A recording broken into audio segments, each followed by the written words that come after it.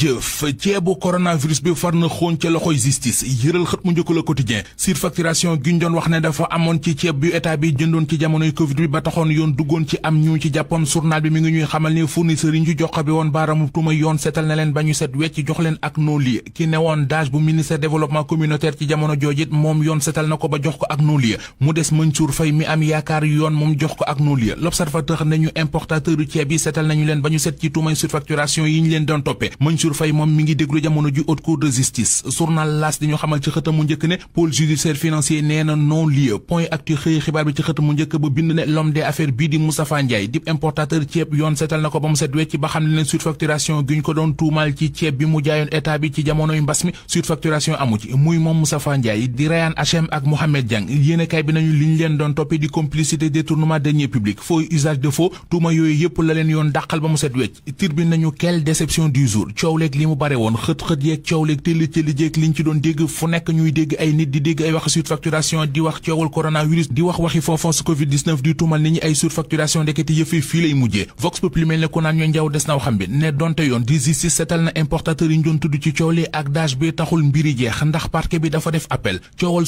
surfacturation beneen bu jolli ci réew mi ngi ci xët mu njëkk Source A ay xibaar yu jib di wax ne waa ARCOP dañoo épinglé entreprise bu tudd Kuntafal entreprise ci facturation ci marché bu ñu ko joxoon ca mairie bu Ndakaaru Abdou Kuntafal mi jiite entreprise bi xëy na di ko weddi ci Source A boole ca kit di leeral li ci am ubbil yéenekaay bi Abdou Kuntafal nee na waa Source A bu ngeen defee seenub enquête di ngeen xam may kan di ngeen xam ne man jomb naa def ay surfacturation ci marché yu ñu ma jox def naa ci secteur BTP bi lépp fanweeri at amul lenn lu ma kenn ma sa ŋàññi ci sama liggéey Abdou Kuntafal ne li am mooy lot numéro 2 bi ñu ma confié moo ëpp ab liggéey maanaam volume de travail 3 fois jàpp 4 fois lot numéro 1 bi mu ne ñaari milliards yi ñu jàppee surfacturation di lenn lu dul différence bi am ci diggante lot numéro 1 bi ak lot numéro 2 bi waa Pastef yi woote ab terrain meeting samedi ji di ñëw journal Vox Populi xëy na ci ñëwaat ba di ñu wax ne gaañ yi ñi ngi koy waajal bu baax a baax gis nañu ay responsable Pastef yu bari yu wut ay carte ci Ndakaaru ak ci région yi fas yéene duy ay militant ba ñu fees dell ngir ñu wuy ji Ousmane Sonko ca parking bu stade Léopold Sédar Senghor direct news mel ne ku naan ñu terrain meeting mënute weesu lu ñu gis keroog ci Géejawaay ba femme bii di joojo borom skin gulo woote ne dafay wutal liggéey yéenekaay bi nañu mbooloo mu bari ma fa daje yéenekaay bi ne nañoo war naa wan kilifa yi réew mi fi farata yi nekk war na leen a wane sénégalais li ñu soxla du ñuy wane seen doole ci ay meeting ak immobilisation li ñu soxla dëgg mooy ku leen wutal am xëy jox leen lu ñu mën a jàpp liise ko nañu li ñu gis ca Géejawaay ci buntu kër joojo borom joojo skin glow doy na sëkk ci firnde ne réew mi emploi dim xëy amu fi